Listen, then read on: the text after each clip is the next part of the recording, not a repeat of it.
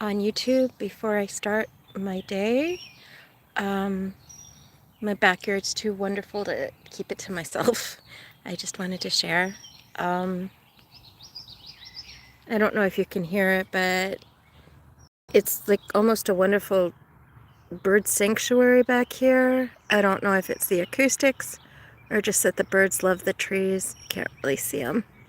There's a bunch of birds nested in the pear tree, but you can hear them singing. Um, and I could just sit here and listen. It's very calming.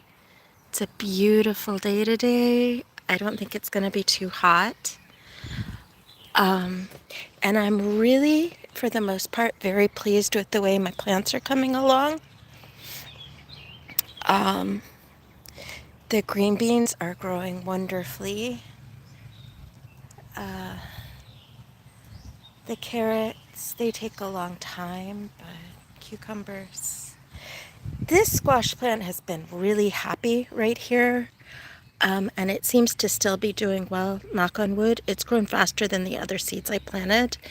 And it seems to be growing the flowers pretty well. We've had a couple of them fall off. We're waiting for the female part to grow out for the flower because those are the ones that actually get the squash fruit. In past years, I've gotten a lot of male flowers, but not a lot of female fruit. Of course, the Sun Gold cherry tomatoes are like thriving as usual. They just love it here and grow really well, and they never give me a problem. They seem to be pest resistant. I shouldn't say that, I don't want to jinx it, but pest resistant, and they thrive no matter what. They don't really require a lot of care, and they get ton of tomatoes through the fall. These little flowers, I think they're chrysanthemums. I'm embarrassed to say I can never remember the name, but they're supposed to deter pests. Whether they do or not, that remains seen. My struggle this season, and honestly, it always seems to be this way when I try to grow something for the first time. This year, I'm trying to grow bush lima beans for the first time, and they're getting some sort of invisible pest. In fact, the pests seem to be eating the leaves even before they came out of the ground. Like the new leaves came out eaten.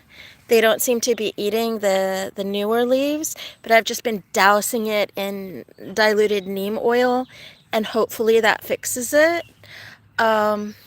So it remains to be seen if we're going to get, or how our lima beans are going to come out in the end.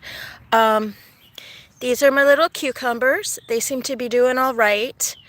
As far as the cucumbers go, I did try to start them early in milk cartons, but the weather was really, really crazy this year, and we had a whole bunch of cold snaps, and then it got hot and cold, and it killed them, and they didn't survive. So I just planted them later, and they're starting to grow now. There's another one. Yeah, see, here's the lima beans with those bugs. Bug eaten. These are the first leaves that come out. It's doing better getting the newer leaves, and it doesn't look like the bugs are eating those, so fingers crossed. It was just a rough start. Green beans are happy. The bush green beans, I've had a lot of luck with these. My son doesn't like eating them. He says that they're furry. It's like furry green beans. I don't know. It doesn't bother me. I'm just thrilled that I'm able to grow something in my garden that I can eat, but he doesn't like them. Yeah, so here are more of the lima beans. Again, they look kind of rough. Just dousing them in neem oil. I can't see the bugs that are eating them though, so I don't know what's actually plaguing them. But they're still growing. They're not dead yet. So, and here's my squash. The burnt edges here, I suspect I did fertilizer in the soil and the fertilizer spilled on the leaves. And I think that that's actually a kind of chemical burn from the fertilizer. I'm hoping that's all it is because that's not detrimental. But they're growing slowly and steadily. And I do have my new shade cloth. So on days where it gets super punishingly hot. Oh, thank you for the hearts. That's so sweet. Thanks for stopping by. If you garden and you have a channel, please share. I'd love to check out like what you're growing as well. Thank you. Bless you. Anyway, yeah, so that's my garden. That's my shade cloth. Got a couple of other tomato plants over here in like little planters that I got off of Temu. And yeah, these are going to get a ton of tomatoes here in a couple weeks probably. I get sick of cherry tomatoes. Like, you can only do so much with little orange cherry tomatoes. And actually, surprisingly, they taste good as like a salsa base. So I do cook with them. But it's nice to get other stuff and have as much success with other stuff as with the tomatoes. Last year I planted too many. And I don't know if you've seen any of my videos, but planted too many cherry tomatoes, and then I had tomato seeds in my composter, and when I put the compost in my soil, I actually had a billion tomato plants coming up, so I planted all of them, and I ended up selling them on Facebook Marketplace. But I also tried to plant them back here along the fence, but they didn't really do too well because it's shaded because of this big tree, and most of them just kind of didn't thrive. And that really goes to show you that especially with the tomato plants, they do need a lot of sunlight, but not too much sunlight because they do wilt if it's too sunny. So more of a tour. Thank you for the hearts. You're so kind. Hi. Over here is our raspberry bushes. They die and I cut them back every year, so this one's new growth. This one, I don't know why, but it's growing faster and more. But see, we're getting raspberries. This is a thornless raspberry plant. And then this one sprung up. We seem to have like volunteer raspberry plants, and see, that one has thorns.